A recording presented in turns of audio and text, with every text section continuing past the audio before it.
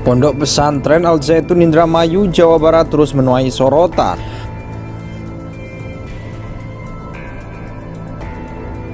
Bahwa Al Zaitun itu seperti kapal yang ada di permukaan yang semua orang bisa naik, Mas, yang dilengkapi fasilitas dengan tujuannya. Tapi yang NII itu di bawah permukaannya yang tak terlihat. Baru terlihat tuh kalau kayak gini, Mas, tuh. Terlihatnya tuh, itu bukan muka santri. Coba lihat muka-mukanya, mana ada santri setua-tua itu. Terus mana ada juga penghuni mereka juga habis acara ini pada pulang ke tempat masing-masing, mereka tuh bukan korban gitu. Jadi kalau menurut saya hasil yang lama dibuka saja, kumpul Menko Polhukam, Bais, BIN, Baitelkam, Densus 88 kumpul semua, dibuka. Ini mau diapakan sebagai barang? Penelitian yang baru tinggal melengkapi saja karena orangnya masih sama, tempatnya masih sama. Nah, ini yang kita harapkan dari masyarakat. Kalau tidak diselesaikan, ini kan menjadi polemik terus-terusan. Dan ini akan memperburuk cita pesantren. Soalnya pesantren itu identik dengan radikal, identik dengan bahkan teroris. Nah, ini yang kita harapkan. Makanya saya nggak akan membantah apa yang terjadi yang ada di video yang hari ini. Jadi Al Zaitun hari ini setidaknya itu saya perhatikan di Facebooknya pengurus petinggi di sana itu dari tahun 2019 apa 18 mereka tuh udah joget-joget nyanyi-nyanyi Yahudi itu di Al Islah itu di Hotel Islah itu udah saya udah merhatiin apa beberapa sahabat saya juga kita sesama alumni untuk coba nge-share di Facebook gitu ya, memang belum viral gitu. Itu kan urusan penelitian gitu dulu sudah dilaksanakan oleh MUI Pusat.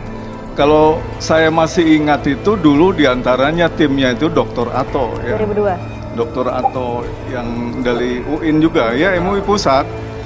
Itu penelitian beliau-beliau itu belum selesai. Diberhentikan oleh Pak Menteri dulu, Surya Dharma Ali. Makanya menteri itu saya bilang ini menteri kurang cerdas. Saya bilang kesimpulan dari tim peneliti belum ada kok udah disimpulkan Al Zaitun itu sangat nasionalis dan sebagainya. Harusnya sekarang Pemprov Jawa Barat itu timnya itu bertanya dulu, konsultasi dengan tim peneliti pusat dulu ya, yang dulu itu sampai di mana bekerjanya, jangan langsung mengadakan komunikasi. Apalagi Pak Panji menelepon Pak Wagub karena kakek Pak Wagub itu kan gurunya Pak Panji, termasuk guru saya juga. Ya. Jangan ini kalau dengan saya itu maaf. Tidak usah tabayun lagi, kok ini sudah jelas, tinggal kita actionnya apa. Ya. Tapi kan ini semua dikembalikan kepada Pak Gubernur dan juga kepada forum waktu itu. Jadi Pak Gubernur menyampaikan kita seperti yang disampaikan oleh Pak Gubernur, tim dulu, kemudian tabayun dulu, mungkin nanti ada action-action selanjutnya kita serahkan kepada Pak Gubernur dan tim yang akan melaksanakan semacam itu. Jadi kalau sekarang baru kita bahas sekarang, sebenarnya mohon maaf terlambat. Tahun 2002 itu Pak Kapolri, Pak Dai Bakhtiar itu sudah melabeli Zaitun ini sebagai kelompok sesat dan teroris ekstremisme. Cuman saat itu Pak Panji Gumilang membantah, enggak, kami bukan kelompok itu. Karena saat itu media sosial belum sekarang-sekarang, maka bantahan-bantahan saat itu ataupun bukti-bukti seperti yang dituduhkan Pak Dai Bakhtiar itu belum ada bukti video maupun audiovisual. Beda dengan sekarang, sudah 20 tahun kemudian, tahun 2023, bukti-bukti Pak Panji nggak bisa dibantahkan seperti Anda bilang tadi kan. Sehingga mau bantah kayak apa nggak bisa kalau sekarang. Kalau dulu tahun 2002 ketika Pak Mabes Polri menuduh menuduh Zaitun sebagai kelompok sesat, ya bisa saja mereka membantah dan masyarakat nggak memantau berita saat itu. Nah, ini sudah 20 tahun sama sekali Mabes Polri atau pihak-pihak yang berwenang itu sama sekali tidak bisa mengupdate apa hasil pekerjaan mereka. Termasuk mohon maaf nih, Kementerian Agama itu hampir saya baca di Google itu hampir 45 menteri agama kesana itu disambut dengan lagu kebangsaan kita Indonesia Raya, kadang lagu Bagimu Negeri, lagu Indonesia apa gitu, Bangun Pemuda Pemudi. Setiap menteri agama ke sana, cipika-cipiki kemudian mengatakan pulangnya, wah itu lembaga pendidikan terbaik se-Indonesia, tidak ada sesat, tidak ada. Padahal Mabes Polri sudah mulai beli mereka sesat sejak tahun 2002, udah lama. Satu persatu mantan pengikutnya memberi pengakuan mencengangkan soal ajaran Panji Gumilang, pimpinan Ponpes Al Zaitun. Satu di antaranya Anto yang sempat memimpin ribuan pengikut Panji Gumilang.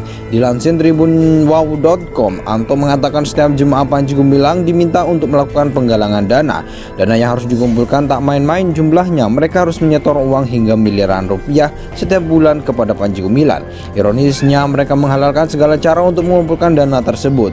Cara kriminal pun dihalalkan dalam ajaran Panji Gumilang. Penggalangan dana karena melegalisasi semua tindakan imbasnya kepada pribadi yang melakukan aksi kriminal, ungkap Anton. Anton lantas mengungkapkan alasannya berhenti menjadi pengikut Panji Gumilang. Sebelum keluar, Anton sempat memimpin ribuan pengikut lainnya. Saya sebagai pimpinan punya jemaah banyak mahasiswa, terutama, ucap Anton. Kalau satu desa kan bisa 100 orang, kalau kecamatan minimal 1000 orang. Ajaran sesat Panji Gumilang jemaah Al Zaitun dihalalkan mencuri jika tertangkap, ditinggalkan Anton. Mantan pengikut Panji Gumilang, pemimpin pondok pesantren Al Zaitun Indramayu, Jawa Barat. Anton tak memungkiri kala itu ia turut meminta pengikutnya untuk melakukan tindakan kriminal demi mengumpulkan dana. Namun banyak pengikut Panji Gumilang yang akhirnya tertangkap.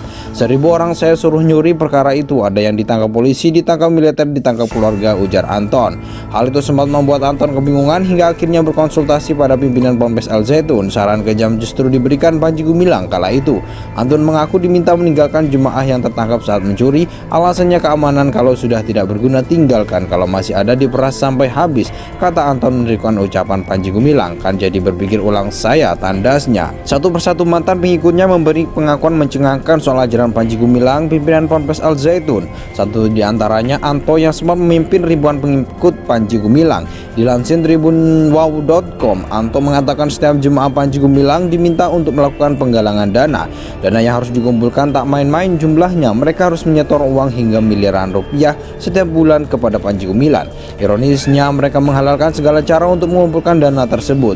Cara kriminal pun dihalalkan dalam ajaran Panji Gumilang. Penggalangan dana karena melegalisasi semua tindakan imbasnya kepada pribadi yang melakukan aksi kriminal, ungkap Anton. Anton lantas mengungkapkan alasannya berhenti menjadi pengikut Panji Gumilang. Sebelum keluar, Anton sempat memimpin ribuan pengikut lainnya. Saya sebagai pimpinan punya jemaah banyak mahasiswa, terutama, ucap Anton. Kalau satu desa kan bisa 100 orang, kalau kecamatan minimal 1000 orang. Ajaran sesat Panji Gumilang jemaah Al Zaitun dihalalkan mencuri jika tertangkap, ditinggalkan Anton. Mantan pengikut Panji Gumilang, pemimpin pondok pesantren Al Zaitun Indramayu, Jawa Barat. Anton tak memungkiri kala itu ia turut meminta pengikutnya untuk melakukan tindakan kriminal demi mengumpulkan dana. Namun banyak pengikut Panji Gumilang yang akhirnya tertangkap. 1000 orang saya suruh nyuri, perkara itu ada yang ditangkap polisi, ditangkap militer, ditangkap keluarga, ujar Anton.